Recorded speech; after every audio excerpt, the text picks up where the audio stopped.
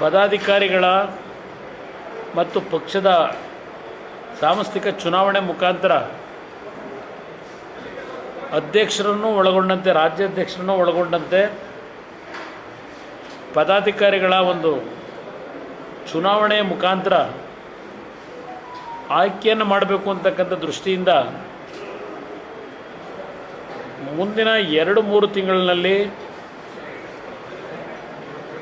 ಪಕ್ಷದ ಹೊಸದಾಗಿ ಸದಸ್ಯತ್ವದ ನೋಂದಣಿಗೆ ಸಂಬಂಧಪಟ್ಟ ಹಾಗೆ ಇವತ್ತು ಪ್ರಮುಖವಾಗಿ ನಿರ್ಧಾರ ಮಾಡಿದ್ದಾರೆ. ರಾಜ್ಯದ 31 ಜಿಲ್ಲೆಯಲ್ಲಿ ವಿಧಾನ ಪರಿಷತ್ತಿನ ಸದಸ್ಯರುಗಳ ಒಂದು ಉಸ್ತುವಾರಿಯನ್ನು ಕೊಡ್ತಕ್ಕಂಥದ್ದು ಮತ್ತು ಕೆಲವು ಪ್ರಮುಖ ನಾಯಕರು ಕೋರ್ ಕಮಿಟಿಯಲ್ಲಿದ್ದಾರೆ, ಅವ್ರಿಗೂ ಉಸ್ತುವಾರಿಯನ್ನು ನೀಡೋದ್ರ ಮುಖಾಂತರ 31 ಜಿಲ್ಲೆಯಲ್ಲಿ ಪಕ್ಷದ ಸದಸ್ಯತ್ವದ ನೋಂದಣಿಯನ್ನು ಮಾಡಲಿಕ್ಕೆ ಪ್ರಥಮ ಬಾರಿಗೆ ಅತ್ಯಂತ ಯಶಸ್ವಿಯಾಗಿ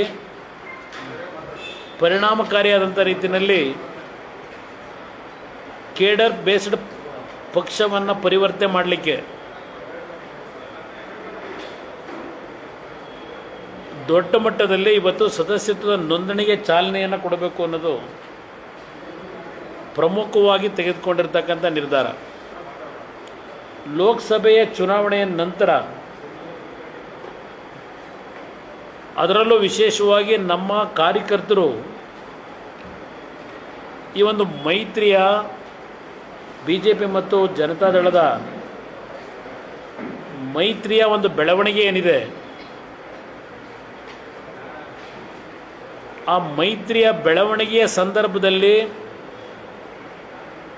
ಕಾಂಗ್ರೆಸ್ನ ಪ್ರಮುಖ ನಾಯಕರು ಅತ್ಯಂತ ಲಘುವಾದ ಮಾತುಗಳನ್ನು ಹೇಳಿದರು ಜನತಾದಳದ ಬಗ್ಗೆ. ಆದರೆ ನಮ್ಮ ಪಕ್ಷದ ಕಾರ್ಯಕರ್ತರ ಒಂದು ಪ್ರಾಮಾಣಿಕವಾದಂಥ ಶ್ರಮ ಏನಿದೆ, ನಮ್ಮ ಶಕ್ತಿ ದೊಡ್ಡ ಮಟ್ಟದಲ್ಲಿರಲಿ ಸಣ್ಣ ಮಟ್ಟದಲ್ಲಿರಲಿ ಕೆಲವು ಜಿಲ್ಲೆಗಳಲ್ಲಿ ಅತ್ಯಂತ ನಿಷ್ಠೆಯಿಂದ ಪ್ರಾಮಾಣಿಕವಾಗಿ ಎರಡೂ ಪಕ್ಷಗಳ ಅಭ್ಯರ್ಥಿಗಳ ಆಯ್ಕೆಗೆ ಶ್ರಮ ಏನು ಪಟ್ಟಿದ್ದಾರೆ.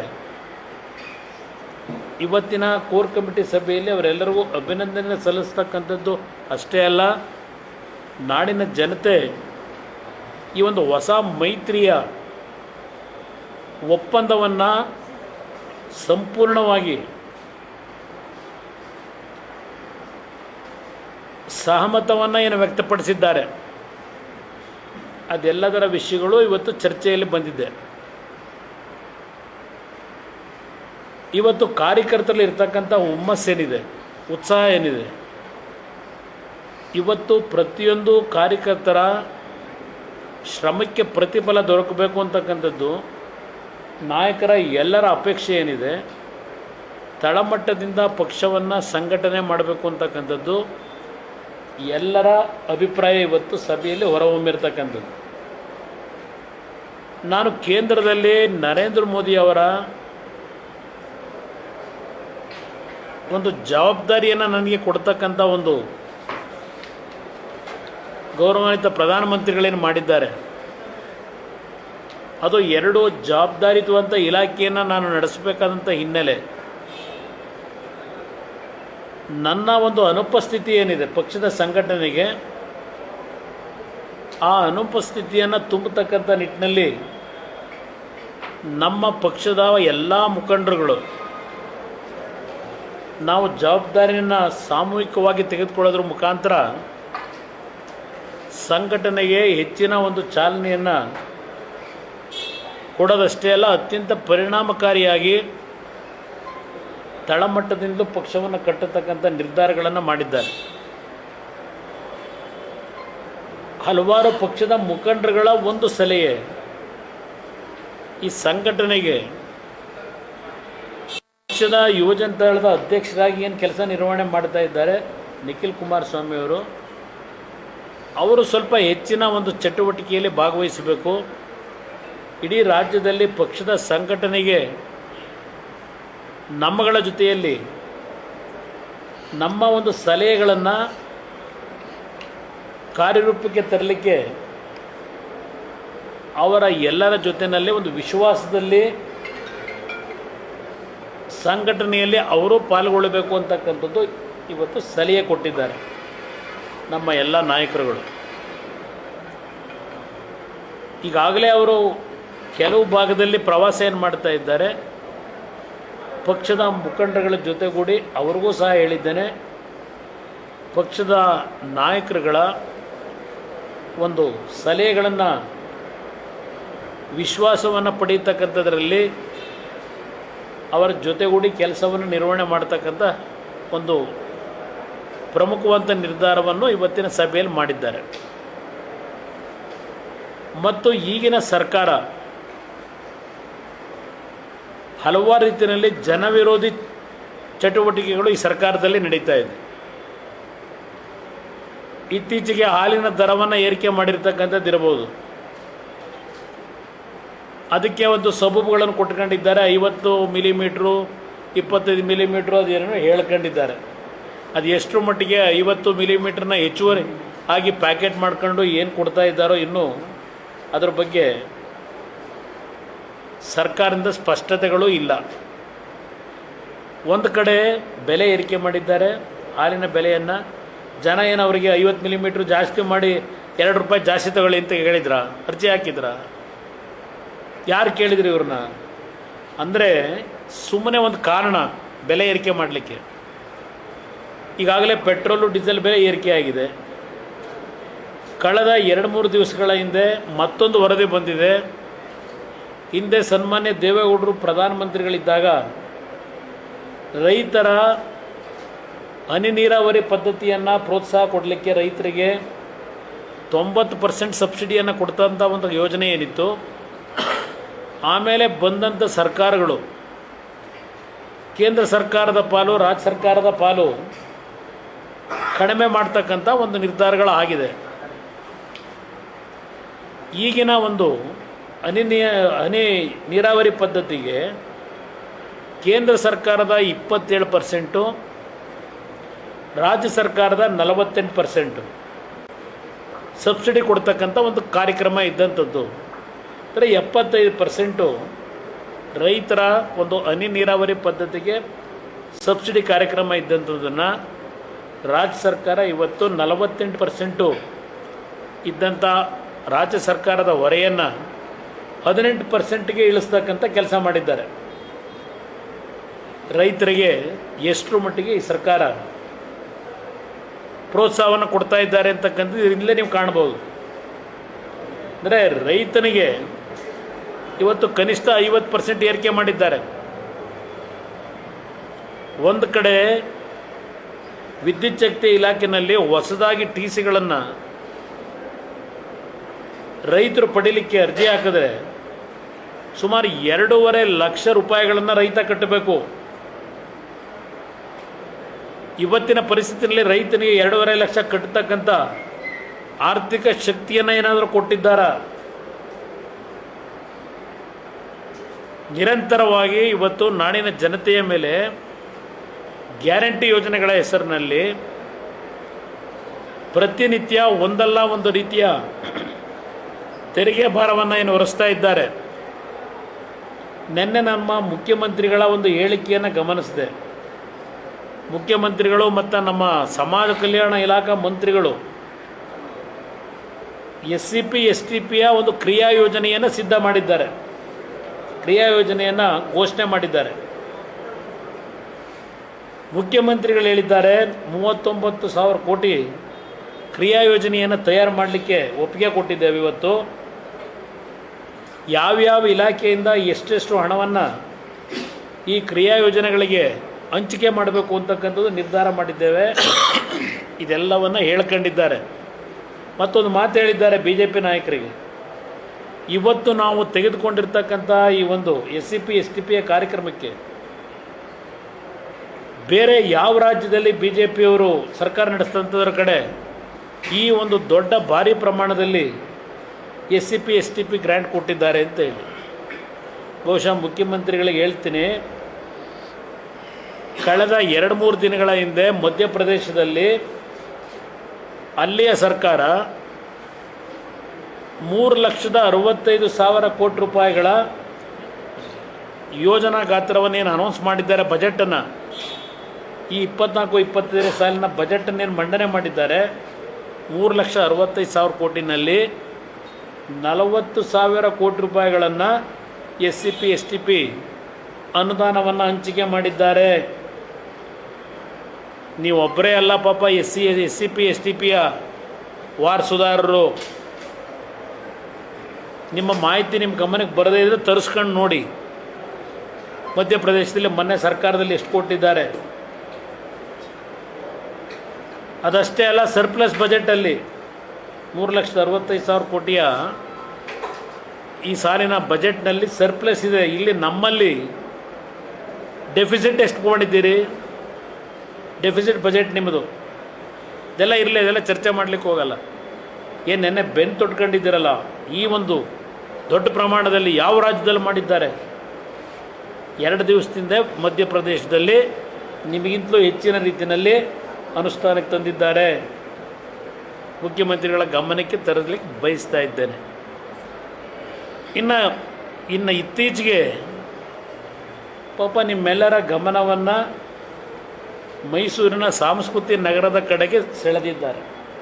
ನಿಮ್ಮ ಗಮನವನ್ನೆಲ್ಲ ಮೈಸೂರಿನ ಸಾಂಸ್ಕೃತಿಕ ನಗರ ಅಂತಕ್ಕಂಥದ್ದೇನಿದೆ, ಆ ಒಂದು ನಗರದಲ್ಲೂ ಸಹ ಮೂಡಾ ಹೆಸರಿನ ಒಂದು ದೊಡ್ಡ ಹಗರಣದ ಬಗ್ಗೆ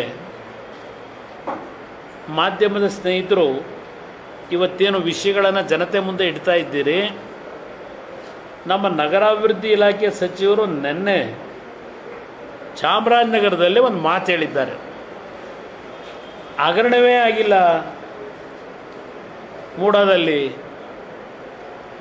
ಕುಮಾರಸ್ವಾಮಿಯವರು ಹಗರಣವನ್ನು ಕಾಂಗ್ರೆಸ್ನ ನಾಯಕರ್ಯಾರೋ ಮುಖ್ಯಮಂತ್ರಿಯ ಕುರ್ಚಿಗೆ ಟವಲ್ ಹಾಕಿದವರು ಈ ಹಗರಣವನ್ನು ದೊಡ್ಡ ಮಟ್ಟದಲ್ಲಿ ಹೊರಗಿಡ್ತಾ ಇದ್ದಾರೆ ಅಂತಕ್ಕಂಥ ಹೇಳಿದ್ರು. ಹಗರಣವೇ ನಡೆದಿಲ್ಲ ಅಂತ ಹೇಳಿದ್ದಾರೆ ನಿನ್ನೆ ಚಾಮರಾಜನಗರದಲ್ಲಿ ನಮ್ಮ ನಗರಾಭಿವೃದ್ಧಿ ಇಲಾಖೆ ಸಚಿವರು. ಹಗರಣವೇ ನಡೀತಾ ಇದ್ದ ಮೇಲೆ ಯಾರೋ ಅಧಿಕಾರಿಗಳು ಇಟ್ಕೊಂಡು ತನಿಖೆ ಯಾಕೆ ನಡೆಸ್ತಾ ಇದ್ದೀರಾಗಿದ್ದರೆ? ಮುಖ್ಯಮಂತ್ರಿಗಳು ಅಧಿಕಾರಿಗಳನ್ನು ಕಳಿಸಿ ಏನೋ ತನಿಖೆ ನಡೆಸ್ತಾ ಇದ್ದೀವಿ ಅಂತ ಹೇಳಿದ್ದಾರಲ್ಲ. ವೈತಿ ಸುರೇಶ್ ಅವ್ರಿಗೆ ಕೇಳ್ತೀನಿ, ನೀವು ಅಲ್ಲಿ ಚಾಮರಾಜನಗರದಲ್ಲಿ ಹೇಳಿಕೆಯನ್ನು ಕೊಟ್ಟಿದ್ದೀರಿ, ನನ್ನ ಹೆಸರನ್ನೇ ಹೇಳಿದ್ದಾರೆ, ನನ್ನನ್ನೇ ಪ್ರಸ್ತಾಪ ಮಾಡಿದ್ದಾರೆ. ಆಗಿದ್ದರೆ ಹಗರಣವೇ ಆಗದೇ ಇದ್ದರೆ ಯಾವುದೋ ಅಧಿಕಾರಿಗಳ ನಿಯೋಗ ಕಳಿಸಿ ಏನು ತನಿಖೆ ಮಾಡ್ತಾ ಇದ್ದೀರಿ? ಏನು ತನಿಖೆ ಮಾಡ್ತಾ ಇದ್ದೀರಿ? ವಿಶೇಷ ಹೆಲಿಕಾಪ್ಟರ್ನಲ್ಲಿ ಹೋಗಿ ಯಾವ್ಯಾವ ದಾಖಲೆಗಳನ್ನು ತುಂಬ್ಕೊಂಬಂದಿರಿ? ಮೂಡಾ ಕಚೇರಿಯಿಂದ ಯಾವ್ಯಾವ ದಾಖಲೆಗಳನ್ನು ತುಂಬ್ಕೊಂಬಂದಿದ್ದೀರಿ? ಹಿಂದೆ ಇಲ್ಲದಂಥದ್ದು ರೀಡು ನಡೀತಲ್ಲ, ಹಿಂದಿನ ಸರ್ಕಾರದಲ್ಲಿ ಇವರೇ ಅಧಿಕಾರದಲ್ಲಿದ್ದಾಗ ಕೆಂಪಣ್ಣ ಆಯೋಗದ ಅವರದೇ ಹೆಸರಿನಲ್ಲಿ ರೀಡನ್ನ ಎಲ್ಲಿಗೆ ತಗೊಂಡೋಗಿಟ್ರಿ? ಏನಾದ್ರು ವರದಿ ಏನಾದರೂ ಜಾರಿಗೆ ತಂದ್ರ? ಪಾರ್ಟಿ ಎ ಪಾರ್ಟಿ ಬಿ ವರದಿ ಕೊಟ್ಟಿದ್ರಲ್ಲ, ಅದರ ಕತೆ ಏನಾಯಿತು? ಈ ಯಾರೋ 4 ಜನ ಅಧಿಕಾರಿಗಳ ಕಳಿಸಿ ಈ ಒಂದು ಹಗರಣವನ್ನು ಎಲ್ಲಿಗೆ ತಗೊಂಡೋಗ್ಲಿಕ್ಕೆ ಹೊರಟಿದ್ದೀರಿ? ಪಾಪ ಮುಖ್ಯಮಂತ್ರಿಗಳು ಹೇಳಿದ್ದಾರೆ 62 ಕೋಟಿ ಮೂಡಾದರೆ ಕೊಡಬೇಕಂತೆ. ತಪ್ಪಾಗಿರೋದ? ಮೂಡಾದರೆ ತಪ್ಪು ಮಾಡ್ಕೊಂಡವ್ರೆ. ತಪ್ಪು ಮಾಡ್ಕೊಂಡು ಕಾರದು ನಮಗೆ ಸೈಟ್ ಕೊಟ್ಟವ್ರೆ, ರೆಡ್ ಕಾರ್ಪೆಟ್ ಹಾಕಿ. ಮೂಡಾದಿಂದ ಅವರ ಜಲದರ್ಶಿನಿವರೆಗೆ ರೆಡ್ ಕಾರ್ಪೆಟ್ ಹಾಕಿ ಅವ್ರನ್ನ ಕರೆಸ್ಕೊಂಡು ಮೂಡಾ ಅಧಿಕಾರಿಗಳು ಪಾಪ 14 ಸೈಟ್ ಕೊಟ್ಟಿದ್ದಾರೆ. 14 ಸೈಟ್ ಏನು ಹಗರಣವೇ ತಪ್ಪೇ ಮಾಡಿಲ್ವಂತೆ. ಇವ್ರ ಸ್ವಂತ ಜಮೀನಂತೆ. ನಮ್ಮ ಜಮೀನಿಗೆ ನಾವು ತಗೊಂಡಿರೋದು ತಪ್ಪ? ನಮ್ಮ ಜಮೀನು ನಮ್ಮ ಗಮನಕ್ಕೆ ಬರದೆ ಇವತ್ತು ಮೂಡಾದವರು ಅಕ್ವೈರ್ ಮಾಡ್ಕೊಂಬಿಟ್ಟಿದ್ರು. ಇದೆಲ್ಲ ಹೇಳ್ಕೊಂಡಿದ್ದಾರೆ. ನಾನು ಇತ್ತೀಚೆಗೆ ಭ್ರಷ್ಟಾಚಾರದ ಬಗ್ಗೆ ಚರ್ಚೆ ಮಾಡೋದು ದೊಡ್ಡ ಮಟ್ಟದಲ್ಲಿ ಮಾಡಿಲ್ಲ. ಈ ಹಗರಣ ನನಗೆ ಕಳೆದ ವರ್ಷವೇ ನನ್ನ ಮುಂದೆ ಬಂದಿದ್ದಂಥದ್ದು ವಿಷಯಗಳಿದೆ ನನ್ನ ಹತ್ರ. ಯಾತಕ್ಕೆ ಅಧಿಕಾರಿ ಪಾಪ ಮಾಡಿದ್ದು ನಿಮ್ಮ ಪ್ರಿರಗೇಟಿವ್, ಅದು ಡಿ ಸಿನ ಟ್ರಾನ್ಸ್ಫರ್ ಮಾಡಿರೋದು. ನಾನು ಅಧಿಕಾರಿಯನ್ನು ವರ್ಗಾವಣೆ ಮಾಡಿರೋದಕ್ಕೆ ಟೀಕೆ ಮಾಡಲಿಕ್ಕೂ ಹೋಗಲ್ಲ. ಇದೇ ಅಧಿಕಾರಿ ಎಷ್ಟು ಬಾರಿ ಮೂಡಾದಲ್ಲಿ ನಡೆದಿರತಕ್ಕಂಥ ಹಗರಣದ ಬಗ್ಗೆ ಹಲವಾರು ಕೋಟಿಗಳ ದುರ್ಬಳಕೆ ಆಗಿರ್ತಕ್ಕಂಥ ವಿಷಯದಲ್ಲಿ ಎಷ್ಟು ಬಾರಿ ಕಡತಗಳು ನಗರಾಭಿವೃದ್ಧಿ ಇಲಾಖೆಗೆ ಕಳಿಸಿದ್ದಾರೆ ಈ ಅಧಿಕಾರಿ. ಅವರು ಕಳಿಸಿದಂಥ ಮಾಹಿತಿಗಳನ್ನು ಎಲ್ಲಿ ತಗೊಂಡೋಗಿ ಇಟ್ಟಿದ್ರಿ? ಯಾತಕ್ಕೆ ಈ ಹಗರಣ ಬಂದಿದೆ? ಹಗರಣ ಈಗ ಯಾತಕ್ಕೆ ಇಷ್ಟು ದೊಡ್ಡ ಮಟ್ಟದ ಪ್ರಚಾರ ಪ್ರಾರಂಭ ಆಗಿದೆ?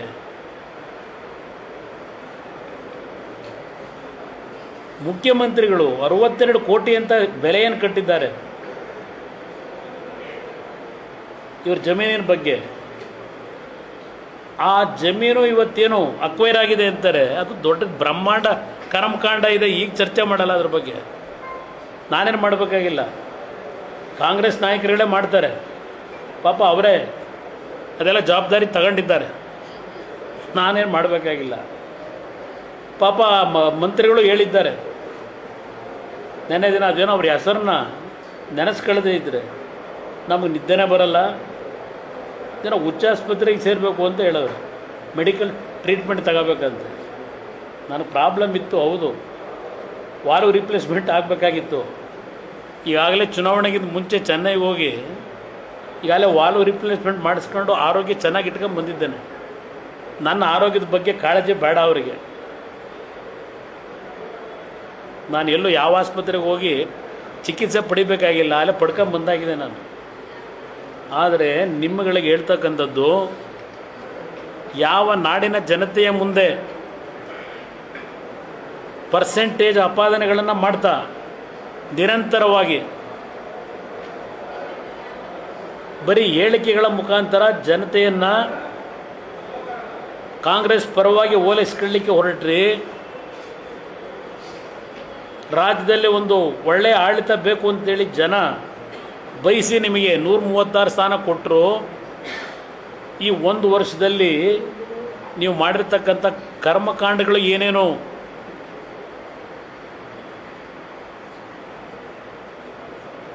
ಇವತ್ತು ನಿಮ್ಮ ಕರ್ನಾಟಕ ನಗರ ಗ್ರಾಮೀಣ ನಗರ ನೀರಾವರಿ ಇದ್ಯಾವುದು ನಿಮ್ಮ ಕುಡಿಯೋ ಇದೆಯಲ್ಲ, ಹಾಂ, ನಮ್ಮ ವಿವೇಕ್ ಕುಲಕರ್ಣಿ ಅವರವರ ನೀರಾವರಿ ಸರಬರಾಜು ನಿಗಮ, ಅರ್ಬನ್ ವಾಟರ್ ಸಪ್ಲೈ, ನೀರಾವರಿ, ಹಾಂ, ಜಲಶಕ್ತಿ ಅಲ್ಲ, ನೀರಾವರಿ ಸರಬರಾಜು ನಿಗಮ, ನೀರು ಸರಬರಾಜು ನಿಗಮ 24/7. ಇಲ್ಲಿ ವಿವೇಕ್ ಕುಲಕರ್ಣಿ ಏನು ಹೇಳಿಕೆ ಕೊಟ್ಟರು? ವಿನಯ್ ಕುಲಕರ್ಣಿ ಏನು ಹೇಳಿಕೆ ಕೊಟ್ಟರು? ನಾವು ಅಪಾದನೆ ಮಾಡ್ತಾ ಇಲ್ಲ.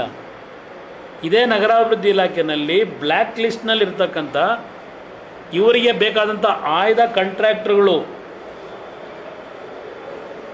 ಬೇಕಾದಂಥ ರೀತಿ ಸ್ವೇಚ್ಛಾಚಾರವಾಗಿ ಅವಾರ್ಡ್ ಮಾಡಿ ಲೂಟಿ ಆಗ್ತಾ ಇದೆ ಅಂತಕ್ಕಂಥದ್ದನ್ನು BJP ಸ್ನೇಹಿತರು ಹೇಳಿಲ್ಲ, ನಾವು ಹೇಳಿಲ್ಲ. ನಿಮ್ಮ ಪಕ್ಷದ ಶಾಸಕರು ಆ ಅಧ್ಯಕ್ಷ ಸ್ಥಾನಕ್ಕೂ ರಾಜೀನಾಮೆ ಬಿಸಾಕ್ತೀನಿ, ದಾಖಲೆಗಳ ಸಮೇತ ಇಡ್ಲಿಕ್ಕೆ ತಯಾರಾಗಿದ್ದೇನೆ ಅಂತ ಹೇಳಿ ಚರ್ಚೆ ಮಾಡಿರೋದನ್ನು ಮಾಧ್ಯಮಗಳು ನೀವು ಬರೆದಿದ್ದೀರಿ. ಮುಖ್ಯಮಂತ್ರಿಗಳಿಂದ ಏನಾದರೂ ಇದಕ್ಕೆ ಕ್ಲಾರಿಫಿಕೇಷನ್ ಬಂದಿದೆಯಾ? ಇನ್ನು 187 ಕೋಟಿ ಪಾಪ ಏನು ಹಿಂದುಳಿದವರು, ದಲಿತರ ವಾರಸುದಾರರು ಇವರು. ಇದೇನೋ ಈಗ ಅಲ್ಲೆಲ್ಲ ಹುಬ್ಳಿಲಿ ಬೇರೆ ಇದೇನೋ ಅಹಿಂದ ಸಮಾವೇಶ ಮತ್ತಿನ್ನೊಂದು ನಡೀತದಂತೀಗ, ಡೇಟ್ ಫಿಕ್ಸ್ ಆಗಿದೆ, ಅಹಿಂದ ಸಮಾವೇಶ. ಯಾವ ವಾಲ್ಮೀಕಿ ನಿಗಮದಲ್ಲಿ ಪರಿಶಿಷ್ಟ ಜಾತಿಯ ಜನತೆಗೆ ಆರ್ಥಿಕ ನೆರವು ಕೊಡ್ತಕ್ಕಂಥ ಯೋಜನೆಗಳನ್ನು ಅನುಷ್ಠಾನಕ್ಕೆ ತರ್ತೀವಿ ಅಂತ ಹೇಳಿ 187 ಕೋಟಿ ಹಣ ಇವತ್ತು ಹಗರಣ ಏನಿದೆ, 92 ಕೋಟಿ ಹಣವನ್ನು ಆರ್ಥಿಕ ಇಲಾಖೆಯ ಸಹಮತಿಯನ್ನು ಕೊಟ್ಟು ಯಾವುದೋ ಬ್ಯಾಂಕ್ನಲ್ಲಿ ಇಡಿ ಅಂತಕ್ಕಂಥದ್ದು ಆದೇಶ ಮಾಡಿದ್ದೀರಿ ಅಂತೇಳಿ ಮಾಧ್ಯಮದ ಸ್ನೇಹಿತರು ಜನತೆ ಮುಂದೆ ಇಟ್ಟಿದ್ದೀರಿ. ಈಗ ಅದೆಲ್ಲೋ ವೈನ್ ಶಾಪಲ್ಲಂತೆ, ಸೈಕಲ್ ಶಾಪಲ್ಲಂತೆ ಸಿಕ್ಕಿದ ಕಡೆ ದುಡ್ಡು ವಸೂಲಿ ಮಾಡ್ತಾ ಇದ್ದೀರಲ್ಲ SIT ಬಿಟ್ಟು. ಹಾಂ, ಎಂಥ ಆಡಳಿತ ಕೊಡ್ತಾ ಇದ್ದೀರಿ. ನನ್ನ ಸರ್ಕಾರ ಅತ್ಯಂತ ಪಾರದರ್ಶಕ ಸರ್ಕಾರ, ನನ್ನ ಸರ್ಕಾರ ಭ್ರಷ್ಟರಹಿತ ಸರ್ಕಾರ ಹೇಳ್ತಿರಲ್ಲ ಮುಖ್ಯಮಂತ್ರಿಗಳು. ಇದು ಯಾವುದಕ್ಕೂ ಏನು ಉತ್ತರ ಕೊಡ್ತೀರಿ? ಯಾವ SIT ತನಿಖೆ ಮಾಡಿ ಏನು ಮಾಡ್ತೀರಿ? ಈಗ ಜನಗಳ ದುಡ್ಡು, ಆ ಬಡವರಿಗೆ ಕೊಡಬೇಕಾದ ದುಡ್ಡು ಯಾವ ಆಧಾರದ ಮೇಲೆ ಪ್ರೈವೇಟ್ ಬ್ಯಾಂಕ್ಗಳಲ್ಲಿಟ್ಟು ಬೆಳಗ್ಗೆ ಅಕೌಂಟ್ ಓಪನ್ನು, ಮಧ್ಯಾಹ್ನ ಅಮೌಂಟ್ ಡ್ರಾ ಎಲ್ಲಾದರೂ ಉಂಟಾ? ಇಂಥ ಆಡಳಿತ ನಡೆಸಿ ಅಂತ ನಿಮಗೆ ಜನ ಇವತ್ತು ಮತ ಹಾಕಿದ್ದಾರೆ. ಇಲ್ಲಿ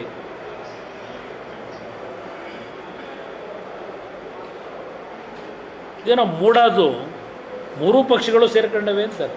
ಅದನ್ನು GT ದೇವೇಗೌಡರು ಕೇಳಿ ಅಂತ ಬೇರೆ ನೆನ್ನೆ ರೆಫರ್ ಬೇರೆ ಮಾಡವ್ರೆ ಮುಖ್ಯಮಂತ್ರಿಗಳು.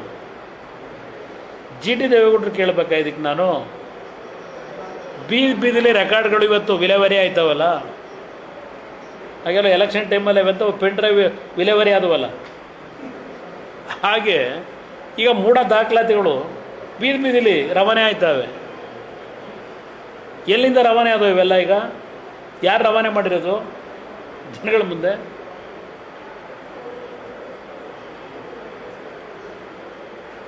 ಅದರಿಂದ ಇವತ್ತು ಈ ಸರ್ಕಾರ, ಮುಖ್ಯಮಂತ್ರಿಗಳು ಈ ಪ್ರಕರಣವನ್ನು ಎಷ್ಟು ಲಘುವಾಗಿ ತೆಗೆದುಕೊಂಡಿದ್ದೀರಿ. 62 ಕೋಟಿ ದುಡ್ಡು ಕೇಳ್ತೀರಲ್ಲ ನೀವು ಆ 3 ಎಕರೆಗೆ. ಎಲ್ಲಿದೆ ಆ ಏರಿಯಾದಲ್ಲಿ ಆ ರೇಟು?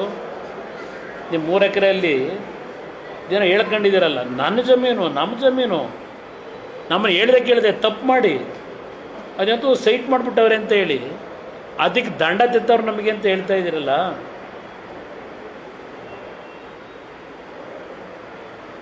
ಆ ಜಮೀನು ವಾರಸುದಾರ ಯಾರು? ಆ ಜಮೀನು ಇವತ್ತು ಯಾರ ಹೆಸರಲ್ಲಿದೆ? ಆ ಜಮೀನು ಆಯ್ತಪ್ಪ, ಇವರದೇನೋ ನಿಮ್ಮ ಮೂಡಾದವರು ವಶಪಡಿಸ್ಕೊಂಡ್ಬಿಟ್ರಲ್ಲ, ಅವೆಂತ ಪಾರ್ಕ್ ಮಾಡೋಕ್ಕೋ ಸೈಟ್ ಮಾಡೋಕ್ಕೋ. ಅದಾದಮೇಲೆ ಏನೇನು ಬೆಳವಣಿಗೆ ಆಗಿದೆ?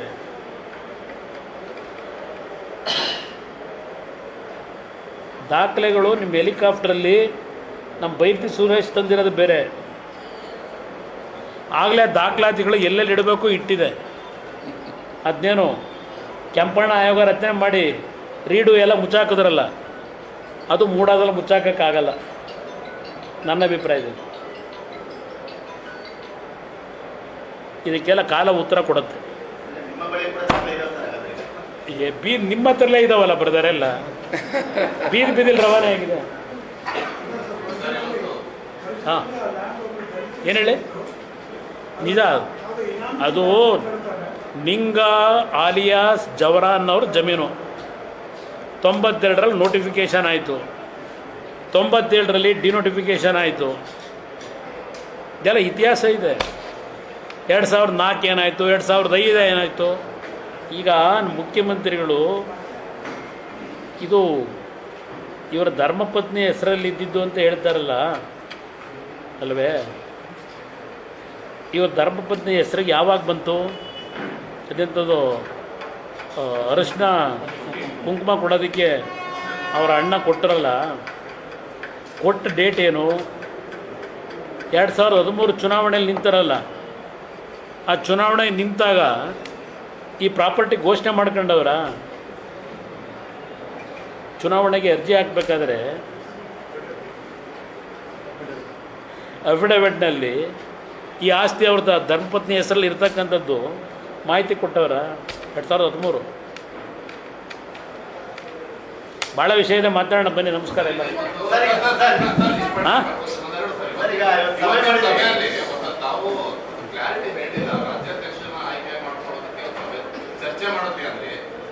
ನೋಡೋಣ.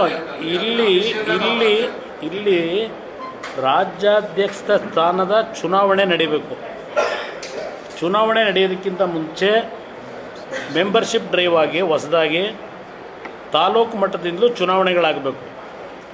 ತಾಲೂಕು ಮಟ್ಟದಿಂದ ಆಯ್ಕೆಯಾಗಿ ಬರ್ತಕ್ಕಂಥವರು ನಮ್ಮ ಬೈಲಾದಲ್ಲೇನಿದೆ ಅಧ್ಯಕ್ಷನ ಆಯ್ಕೆ ಮಾಡ್ತಕ್ಕಂಥದ್ದು, ಆ ಒಂದು ಚುನಾವಣೆಯು ಸಹ ಇವತ್ತು ನಮ್ಮ ಬೈಲಾದಲ್ಲಿ ಇರ್ತಕ್ಕಂಥ ರೀತಿಯಲ್ಲೇ ನಡೀಬೇಕು ಅಂತಕ್ಕಂಥ ನಿರ್ಧಾರ ಮಾಡಿದೆ. ಶಾಸಕಾಂಗ ಪಕ್ಷದ ನಾಯಕನ ಆಯ್ಕೆಯ ಜವಾಬ್ದಾರಿಯನ್ನು ನನಗೆ ನೀಡಿದ್ದಾರೆ ಶಾಸಕ ಮಿತ್ರರು. ದೇವೇಗೌಡರ ಜೊತೆ ಚರ್ಚೆ ಮಾಡಿ ಅಂತಿಮವಾದ ಘೋಷಣೆ ಮಾಡ್ತೀವಿ. ಬಹಳ ಮುಖ್ಯವಾಗಿ ಚನ್ನಪಟ್ಟಣದ ವಿಚಾರವಾಗಿ ಸರ್ ನಿನ್ನೆ ಯೋಗೇಶ್ವರ್ ಅವರು ಮಾತಾಡಿದ್ದಾರೆ, ನಾನೇ ಅಭ್ಯರ್ಥಿ, ಕುಮಾರಸ್ವಾಮಿ ಅವರು ಗ್ರೀನ್ ಸಿಗ್ನಲ್ ಕೊಡಬೇಕಷ್ಟೇ ಅಂತ ಹೇಳಿದ್ದಾರೆ. ಈಗ ಇಲ್ಲಿ ಪ್ರಶ್ನೆ ಬ್ರದರ್, 3 ವಿಧಾನಸಭಾ ಕ್ಷೇತ್ರಗಳ ಉಪಚುನಾವಣೆ ಇದೆ. 3 ಕ್ಷೇತ್ರಗಳಲ್ಲಿ ಒಂದು ಕ್ಷೇತ್ರದಲ್ಲಿ ಕಾಂಗ್ರೆಸ್ ಇದ್ದಂಥದ್ದು ರಾಜೀನಾಮೆ ಕೊಟ್ಟಿರ್ತಕ್ಕಂಥದ್ದು, ಇನ್ನೊಂದು ಕ್ಷೇತ್ರದಲ್ಲಿ BJPಯ ಶಾಸಕರಿದ್ದಂಥದ್ದು, ಚನ್ನಪಟ್ಟಣದಲ್ಲಿ JDSನ ಶಾಸಕರು ಇರ್ತಕ್ಕಂಥದ್ದು. ಈ 3 ಕ್ಷೇತ್ರದಲ್ಲಿ ರಾಜೀನಾಮೆ MP ಗಳಾಗಿರೋದ್ರಿಂದ ರಾಜೀನಾಮೆ ಕೊಟ್ಟಿದ್ದೇವೆ. ಇಲ್ಲಿ ಪ್ರಶ್ನೆ, ನನ್ನ ಕಾರ್ಯಕರ್ತರುಗಳ ಒಪಿನಿಯನ್ನು ನಾನು ತಗೋಬೇಕಲ್ಲ. ನಾನು ಅವ್ರಿಗೂ ಹೇಳಿದ್ದೇನೆ, ನಮ್ಮ ಕಾರ್ಯಕರ್ತರುಗಳನ್ನು ಭೇಟಿ ಮಾಡಿ ಅವರನ್ನು ವಿಶ್ವಾಸಕ್ಕೆ ತೆಗೆದುಕೊಳ್ಳಿ, ನಂತರ ತೀರ್ಮಾನ ಮಾಡೋಣ ಅಂತ ಹೇಳಿದ್ದೇನೆ. ಇಲ್ಲಿ ಇನ್ನೂ ಯಾವುದೇ ರೀತಿಯ ತೀರ್ಮಾನಗಳು BJP ಹೈಕಮಾಂಡ್ ಜೊತೆನೂ ನಾನು ಚರ್ಚೆ ಮಾಡಿಲ್ಲ. ಅವರು ಇನ್ನೂ ನನ್ನ ಜೊತೆ ಯಾರೂ ಚರ್ಚೆ ಮಾಡಿಲ್ಲ. ರಾಜ್ಯದ ನಾಯಕರುಗಳು ಯಾರೂ ಚರ್ಚೆ ಮಾಡಿಲ್ಲ. ಈಗ ಆ ಕ್ಷೇತ್ರದಲ್ಲಿ ನಾನು 2 ಬಾರಿ ಚುನಾವಣೆಯಲ್ಲಿ ಗೆದ್ದಿದ್ದೇವೆ ಕಾರ್ಯಕರ್ತರ ದುಡಿಮೆ ಮೇಲೆ. ನನ್ನ ಕಾರ್ಯಕರ್ತರುಗಳ ಸಹಮತ ಇಲ್ಲದೆ ನಾನು ಯಾವುದೂ ನಿರ್ಧಾರ ಮಾಡಲಿಕ್ಕೂ ಸಾಧ್ಯ ಇಲ್ಲ. ಅವರು ನಿಲ್ಲಬೇಕು ಅಂತಕ್ಕಂಥದ್ದು. ಹಿಂದೆ 4-5 ಬಾರಿ ಶಾಸಕರಾಗಿದ್ದಾರೆ, ಅವರು ಆ ಕ್ಷೇತ್ರದಲ್ಲಿ ಪ್ರತಿನಿಧಿಸ್ತಾ ಇದ್ದಾರೆ. ನಮಗೆ ಮತ್ತು ಅವರಿಗೆ ಹಿಂದಿನ ಚುನಾವಣೆಗಳಲ್ಲಿ ಪ್ರತಿಸ್ಪರ್ಧೆಗಳು ನಡೆದಿದೆ. ಮುಂದಿನ ಒಂದು ತೀರ್ಮಾನಗಳು ಏನು ಮಾಡಬೇಕು ಅನ್ನೋದನ್ನು ನಾನು ಸಹ ನಮ್ಮ ಪಕ್ಷದ ಮುಖಂಡರುಗಳು, ನನ್ನ ಕಾರ್ಯಕರ್ತರು, ಚನ್ನಪಟ್ಟಣದ ಕ್ಷೇತ್ರದ ನನ್ನ ಮತದಾರರೇನಿದ್ದಾರೆ ಅವ್ರ ಜೊತೆ ಚರ್ಚೆ ಮಾಡಿ ಅಂತಿಮವಾದ ನಿರ್ಣಯ ಮಾಡ್ತೀವಿ. ಭಾಳ ಹೆಸರುಗಳು ಬರ್ತಾ ಇರ್ತದೆ. ಈಗ ನಿಖಿಲ್ ಕುಮಾರಸ್ವಾಮಿ ಅಂತ ಇತ್ತು, ಈಗ ನಿಖಿಲ್ ಕುಮಾರಸ್ವಾಮಿ ಬೈಪಾಸ್ ಆಗಿದ್ದಾರೆ. ಅನ್ಸೂಯ ಅವರ ಹೆಸರನ್ನ ತಂದಿದ್ದೀರಿ. ಅನ್ಸೂಯ ಅವರ ಹೆಸರು ಚುನಾವಣೆ ಮುಗಿದು ಹತ್ರ ಬರ್ತಿದ್ದಂಗೆ, ಸಮೀಪ ಬರ್ತಿದ್ದಂಗೆ ಮತ್ತಿನ್ಯಾವ ಹೆಸರು ಬರುತ್ತೋ ಕಾದು ನೋಡಿ.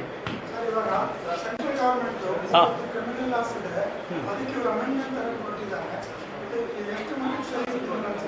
ಇದು ಪ್ರತಿಯೊಂದು ವಿಷಯದಲ್ಲೂ ಕೇಂದ್ರ ಸರ್ಕಾರದ ತೀರ್ಮಾನಗಳಿಗೆ ತದ್ವಿರುದ್ಧವಾಗಿ ರಾಜ್ಯ ಸರ್ಕಾರಗಳು ತೀರ್ಮಾನ ಮಾಡ್ತಕ್ಕಂಥ ಕೆಲಸಗಳು ಮಾಡಿದಾಗ ಒಂದು ಪರಸ್ಪರ ವಿಶ್ವಾಸಗಳೆಲ್ಲಿ ಮೂಡುತ್ತೆ. ಇರ್ತಕ್ಕಂಥ ನಮ್ಮ ಫಂಡಮೆಂಟಲ್ ವ್ಯವಸ್ಥೆಯಲ್ಲಿ ಕೂತು ಚರ್ಚೆಗಳಾಗಿ ಅದರ ಸಾಧಕ ಬಾಧಕಗಳು ಏನಿದೆ ಅದರ ಹಿನ್ನೆಲೆಯಲ್ಲಿ ತೀರ್ಮಾನಗಳಾಗಬೇಕು. ಅವರೇನೋ ಮಾಡಿದ್ದಾರೆ ಅದನ್ನು ನಾವು ವಿರೋಧ ಮಾಡ್ತೀವಿ, ನಮ್ಮದೇ ಕಾನೂನು ತರ್ತೀವಿ ಅಂತಕ್ಕಂಥದ್ದು ಎಷ್ಟು ಮಟ್ಟಿಗೆ ಸರಿ ಅನ್ನೋದು ಅವರುಗಳೇ ತೀರ್ಮಾನಕ್ಕೆ ಬರಬೇಕು.